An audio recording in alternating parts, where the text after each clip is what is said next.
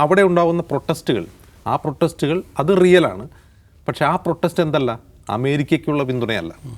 ആ പ്രൊട്ടസ്റ്റ് ചെയ്യുന്നവർ പോലും സാമ്രാജ്യത്വ വിരുദ്ധരായ ആളുകളാണ്. നമ്മൾ 4 ബോംബ് അവിടെ കൊണ്ടുവരുമ്പോഴത്തേക്കും ജനങ്ങൾ തെരുവിലിറങ്ങി ഇവരെയൊക്കെ തല്ലിക്കൊന്ന്, ഈ IRGC കമാൻഡേഴ്സിനെ, മന്ത്രിമാരെയൊക്കെ തല്ലിക്കൊന്ന് ഒരു നേപ്പാളിലൊക്കെ നമ്മൾ കണ്ടു ഒരു വിപ്ലവം നടന്നു, പുതിയ ഗവൺമെൻറ് വരുന്നതാണ് വിചാരിച്ചത്.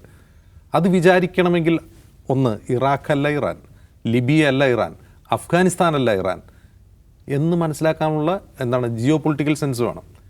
എന്തുകൊണ്ട് ഈ രാജ്യങ്ങൾ ഇറാഖിലും ലിബിയയിലും യമനിലുമൊക്കെ നടന്നത് ഇറാനിൽ നടക്കില്ല എന്ന് ചോദിച്ചാൽ, ഇറാൻ്റെ ഭരണകൂടത്തിൻ്റെ സ്ട്രക്ചർ തന്നെ വേറെയാണ്, അവരുടെ കൾച്ചർ വേറെയാണ്, അവരുടെ ചരിത്രം വേറെയാണ്.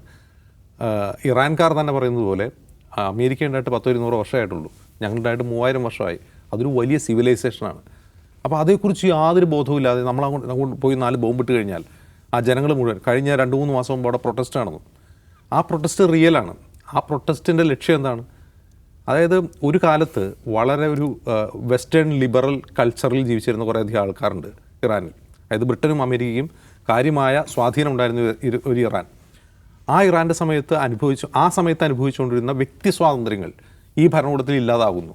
സ്ത്രീകളുടെ മേൽ മതകീയമായ വസ്ത്രങ്ങൾ അടിച്ചേൽപ്പിക്കുന്നു, മത പോലീസുകൾ ഇറങ്ങി വ്യക്തി സ്വാതന്ത്ര്യത്തെ അടിച്ചമർത്തുന്നു. ഇതാണ് അവരുടെ ഒരു പ്രശ്നം.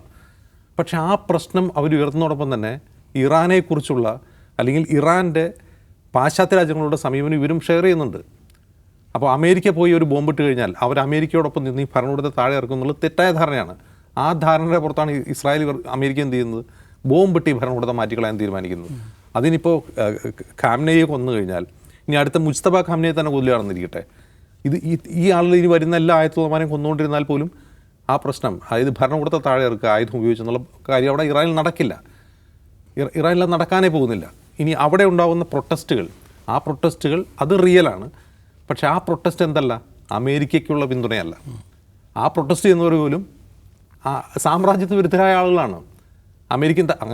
അവർ ഇനിയിപ്പോൾ അമേരിക്കയാണ് നല്ലത്, ഇറാനേക്കാൾ നല്ലതെങ്കിൽ അവരവിടുന്ന് രാജ്യം വിട്ടു പോകും. അങ്ങനെ പോയ ധാരാളം ആളുകളുണ്ട്. എക്സ്പാട്രിയേറ്റ്സ് ആയിട്ടുള്ള ഇറാനികൾ ധാരാളമുണ്ട്. അവർ പാശ്ചാത്യ രാജ്യങ്ങളിൽ താമസിക്കുന്നുണ്ട്. അവർ ഈ യുദ്ധത്തിൽ അമേരിക്കയോടൊപ്പമാണ്. അങ്ങനെയുള്ള ആളുകളുണ്ട്. പക്ഷെ അവിടെ നിൽക്കുന്ന ലിബറലുകൾ അല്ലെങ്കിൽ വിമതർ, അതായത് ഭരണകൂടത്തിനെതിരെ വിമർശിക്കുന്ന പ്രതിപക്ഷം എന്ന് പറയുന്നത് ഒരിക്കലും അമേരിക്കൻ അനുകൂലികളല്ല.